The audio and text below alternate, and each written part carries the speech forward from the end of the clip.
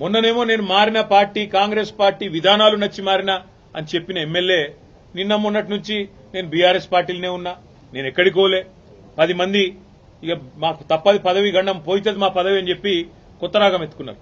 దాన్ని మా సోదరుడు ప్రశ్నిస్తే ఆయన ఇంటి మీదకి పోలీస్ ఎస్కార్ట్ పెట్టి డీసీపీలు, అడిషనల్ డీసీపీలు, ఏసీపీలు, సీఐలు ఒక గేటెడ్ కమ్యూనిటీ లోపలికి ఒక 50-100 మంది గూండాగాలు చొచ్చుకొని వచ్చి ఇవాళ ఒక ఎమ్మెల్యే ఇంటి మీద దాడి చేసే పరిస్థితి ఇప్పుడే మేము చూసినాం. ఎమ్మెల్యే గారి ఇంటి మీద దాడి చేయడమే కాదు, వారి ఇంట్లో ఉండే పెద్దలు, వారి తల్లిదండ్రులు వచ్చినప్పుడు కానీ లేదా వారి మామగారు వచ్చినప్పుడు కానీ ఉండే రూమ్, ఆ రూమ్ మీద మొత్తం అద్దాలు బలగొట్టిండ్రు. అందులో ఉన్న పెద్దలకు ఏమన్నా అయ్యింటే, ఏమన్నా జరిగింటే, జరగకూడదు ఏమైనా జరిగింటే ఎవడు బాధ్యుడు? రేవంత్ రెడ్డా లేకపోతే ఇక్కడ దాడి చేయడానికి వచ్చిన ఆరికపూడి గాంధీ?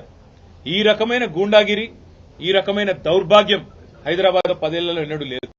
ఒక ఎమ్మెల్యే ఇంటి మీదనే దాడి, అది ఎమ్మెల్యే ఇంటి మీదకి దాడికి వస్తుంటే ఫ్యాక్షన్ సినిమాల్లో చూపెట్టినట్టు కార్లకెళ్లి బయటికి ఏలాడుకుంటా 20 బండ్లు పెట్టుకుని లైవ్ పెట్టుకుంటా ఆడికెళ్లి ఇటు దాకా పోలీస్ ఎస్కాట్లో వచ్చిరంటే చేతగాని ఒక హోంమంత్రి, చేతగాని ముఖ్యమంత్రి ఈరోజు రాష్ట్రానికి ఉండడం వల్లనే ఈ దౌర్భాగ్యం దాపురించింది.